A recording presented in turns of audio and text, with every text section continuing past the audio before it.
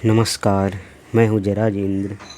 आइए हम लोग डॉक्टर ठाकुर का कुआं, जो कि मुंशी प्रेमचंद द्वारा लिखा गया कहानी है, उसको पढ़ते हैं और समझते हैं।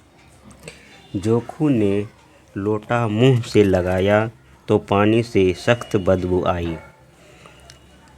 गंगी से बोला, यह कैसा पानी है, मारे बास के पिया नहीं जाता, गला सूखा जा रहा है और तू सड़ा पानी पिलाए देती है।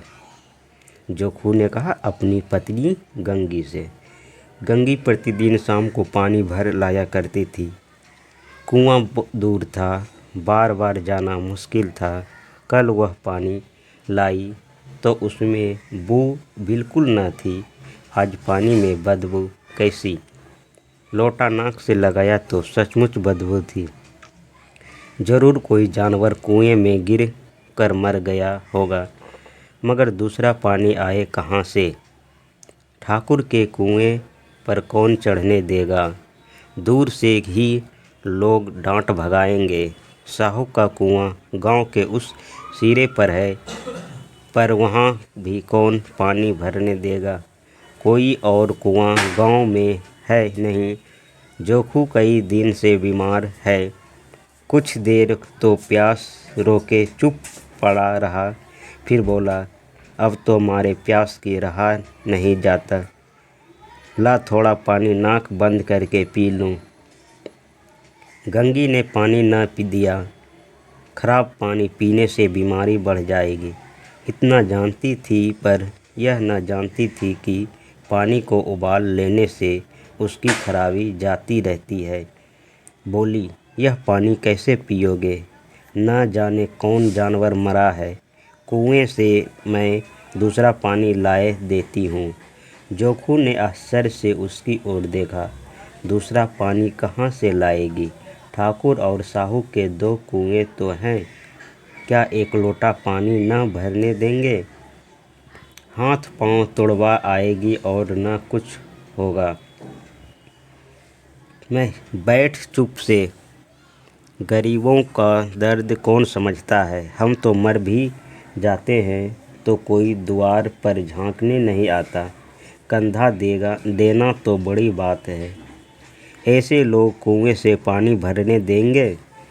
इन शब्दों में कड़वा सत्य था। गंगी क्या जवाब देती, किंतु उसने जोखू को वह बदबूदार पानी पीने न दिया। रात के 9 बजे थे। थके मांदे मजदूर तो सो चुके थे। ठाकुर के दरवाजे पर 10-5 बेफिक्रे जमा थे। मैदानी बहादुरी का तो न अब जमाना रहा है, न मौका। कानूनी बहादुरी की बातें हो रही थी कि कितनी होशियारी से ठाकुर ने थानेदार को एक खास मुकदमे में रिश्वत दे दी और साफ निकल गए।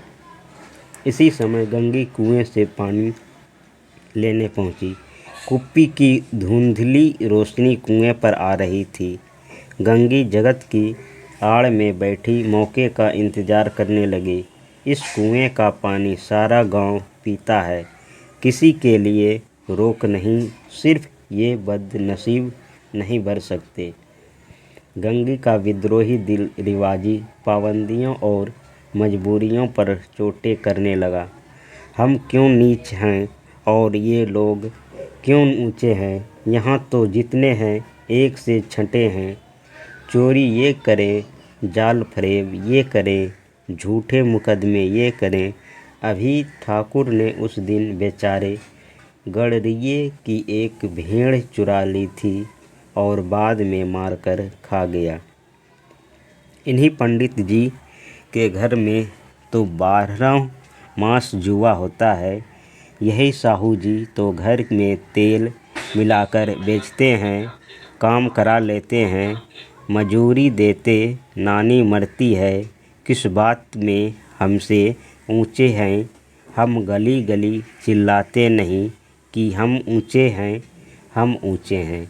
कुएं पर किसी के आने की आहट हुई। गंगी की छाती धक धक करने लगी। कहीं देख लें तो गजब हो जाए। वह बढ़ी और रस्सी उठा ली और झुककर चलती हुई एक वृक्ष के अंधेरे साए में जा खड़ी हुई। कब इन लोगों को दया आती है किसी पर। बेचारे महंगू को इतना मारा कि महीनों लहू थूकता रहा, इसलिए तो कि उसने बेगार न दी थी। उस पर ये लोग ऊँचे बनते हैं। कुएं पर दो स्त्रियां पानी भरने आई। उनमें बातें हो रही थी। खाना खाने चले और हुक्म हुआ कि ताज़ा पानी भर लाओ, घड़े के लिए पैसे नहीं हैं। हम लोगों को आराम से बैठे देखकर जैसे इन्हें जलन होती है। हाँ, यह तो न हुआ कि कलसिया उठाकर भर लाते, बस हुक्म चला दिया कि ताज़ा पानी लाओ, जैसे हम नौकरानी ही हैं। नौकरानी नहीं तो और क्या हो तुम। रोटी कपड़ा नहीं पाती, 10-5 रुपये छीन झपट कर ले ही लेती हो। और नौकरानी कैसी होती है।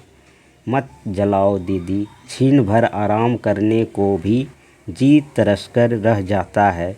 इतना काम तो किसी दूसरे के घर कर देती तो इससे कहीं आराम से रहती। ऊपर से वह एहसान मानता। यहाँ करते करते मर जाओ, पर किसी का मुँह ही सीधा नहीं होता। दोनों पानी भरकर चली गई तो गंगी वृक्ष की छाया से निकली और कुएं की जगत के पास आई। बेफिक्री चले गए थे। ठाकुर भी दरवाज़ा बंद कर अंदर आंगन में सोने जा रहे थे। गंगी ने चैन की सांस ली। किसी तरफ मैदान साफ हुआ। अमृत चुरा लाने के लिए जो राजकुमार किसी ज़माने में गया था, वह भी शायद इतनी सावधानी के साथ और समझ बूझकर न गया होगा। गंगी दबे पांव कुएं की जगत पर चढ़ी। विजय का ऐसा अनुभव उससे पहले कभी न हुआ था। उसने रस्सी का फंदा घड़े में डाला, दाएं बाएं चौकन्नी दृष्टि से देखा, जैसे कोई सिपाही रात को शत्रु के किले में सुराख कर रहा हो। अगर इस समय वह पकड़ ली गई तो फिर उसके लिए माफ़ी या रियायत की रत्ती भर उम्मीद नहीं। अंत में देवताओं को याद करके उसने कलेजा मजबूत किया और घड़ा कुएं में डाल दिया। घड़े ने पानी में गोता लगाया, बहुत ही आहिस्ता से, जरा भी आवाज़ न हुई। गंगी ने जल्दी जल्दी 2-4 हाथ मारे। घड़ा कुएं के मुंह तक आ पहुंचा। कोई बड़ा सहजोर पहलवान भी इतनी तेज़ी से उसे न खींच सकता था। गंगी झुकी कि घड़े को पकड़कर जगत पर रखे कि एकाएक ठाकुर के घर का दरवाज़ा खुला। शेर का मुंह इससे भयानक न होगा। गंगी के हाथ से रस्सी छूट गई। रस्सी के साथ घड़ा धड़ाम से पानी में गिरा और कई क्षण तक पानी में हिलकोरे की आवाज़ें सुनाई देती रहीं। ठाकुर कौन है, कौन है, पुकारते कुएं की तरफ आ रहे थे और गंगी जगत से कूदकर भागी जा रही थी। घर पहुंचकर देखा कि जोखू लोटा मुंह में लगाए वही मैला गंदा पानी पी रहा है। धन्यवाद। यह कहानी समाप्त हुआ।